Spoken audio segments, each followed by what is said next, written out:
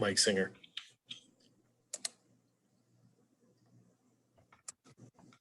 Hey, Michael. What did you see on that late offensive foul when Facu ran into Anthony Davis? And did you give any consideration to potentially challenging that call? Oh, yeah, definitely considered it, but talked to our coaches behind the bench, and they said, what the official said, that, Facu kind of took him out. I haven't even seen the replay yet, Mike, I'll be honest. So, yes, was definitely considering challenging it. But that's where I trust my coaches who are watching the replay right behind the bench to kind of give me the thumbs up or thumbs down. And they felt from their perspective and watching it that it wouldn't have been overturned. So big play, we come down, get a stop, and hit a big shot that's taken off the board. So those are the breaks. Brandon Christo. Coach, do you spend a lot of time dwelling on the missed threes compared to them doubling you up there, or do you focus more on the comeback when you guys obviously could have just shut it down? Not that that's your attitude, but could have just said this isn't our night and moved on. Yeah, no, I was happy to see us kind of start playing with some urgency. To your point, Brandon, to give ourselves a chance. We got down by as many as 14. And I think we went on an 8-0 run, got 6 stops in a row. But I just didn't understand why it took so long. I thought we played hard tonight, but just it was an uncharacteristic game. We were only made 6 threes. I thought we had some pretty good looks. Obviously, to your point, they made 13. I thought Marc Gasol tonight was a difference maker. And he went out there and played Nikola well, but he also spaced the floor, and he knocked down 3 threes by himself. But just, I don't know, maybe being in LA for 3-4 days was too much for us, but just didn't like how we played for most of the night.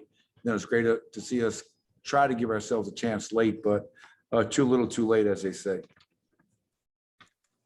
Joel Rush. Hey, Coach, how is PJ doing, and have you gotten an update on his condition? I haven't gotten an update. I talked to him back in the training room right after the game.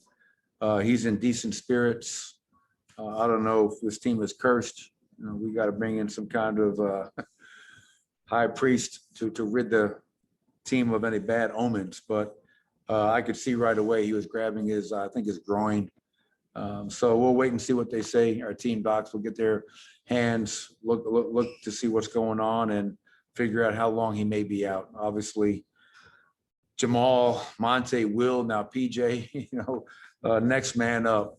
And I think we have 7 games left, and we're going home to play a really talented New York Knicks team that's playing at a high level. So that'll be a great challenge for us. Matt Moore.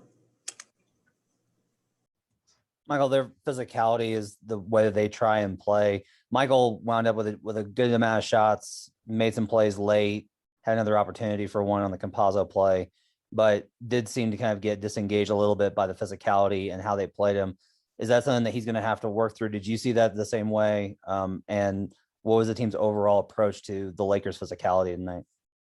Yeah, well, I mean, they have the number 1 defense in the NBA. So you're going to have to work for everything. To your point, Matt, a very physical team, very aggressive team. And the amazing thing is, even with LeBron out, they've maintained that number 1 defensive rating. So it's not just him, obviously. They have a lot of size, length. And with all the injuries that we have, Michael, they keyed in on Michael before, but right now, obviously, we're led by 2 efficient scorers, Nikola and Michael Porter, and they're game planning for him. They're throwing different bodies at him, being very physical. And it's great because experience is the greatest teacher that we all have, and he's going to figure out ways to get open. We can help him, and he has to help himself, obviously. But he went out there still at 19 and 6, and we're going to need Michael to these last 7 into the postseason play at a high level for us, because it seems like we have somebody dropping every other game. Dwayne Rankin. Thank you, Coach. Coach, just wanted to ask, this is a little off topic, but when you look at the playoffs coming up and, being at 1 or 2 seed, you guys still have to have a shot to get one of those. you'd have less time to prepare for who you're going to play because you don't know who you're going to play until the play-in tournament is over. Talk with a couple other coaches about that. Some say it's at a disadvantage. Some say, well, hey, it is what it is. I guess your thoughts on that possibility and not having as much time to prepare for your first round opponent because of the play-in tournament, if you're a 1 or 2 seed. Yeah, I mean, I haven't really even thought about that, Dwayne. It is an interesting question, and I guess, a predicament for those teams that are in that position. You always like to know who you're playing, especially this year. I think, the first 4 days while the play-in tournament is taking place, if you know your first round opponent, you're getting all your prep done, your walkthroughs, your film sessions, and come game one, you have all that time to prepare for. So that is definitely an advantage. If you don't know until Friday and you're playing on Saturday or Sunday, that's less of an advantage. But the reality is this, man. I remember, 5 years when I was in Cleveland and I was doing a lot of the playoff prep for Mike Brown. A lot of times you didn't know who you were playing in the opening round to the last night of the season. So that's nothing new in terms of that. And if you're a number 1 seed, you shouldn't be worried about that anyways. All right, Coach, we got time for one more. We're going to end with Esteban Abed. Hi, Coach.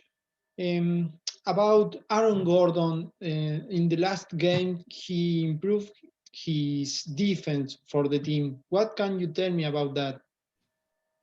Well, yeah, Aaron is a really important player for us. And, every night, Aaron is being tasked with the responsibility of guarding a great player. So it was Kawhi Leonard 2 days ago. Tonight, it was Anthony Davis.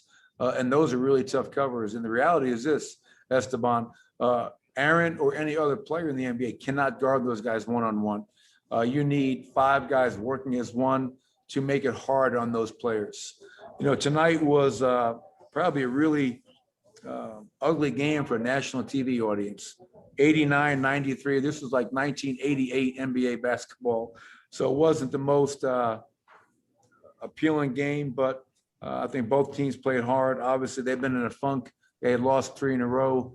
They have a lot of injuries, no Schroeder, no LeBron, and they pulled it out. So we just have to find a way to go home, try to get healthy, and get back to our winning ways against a quality opponent on Wednesday night. Thank you, Coach. Yep, thank you.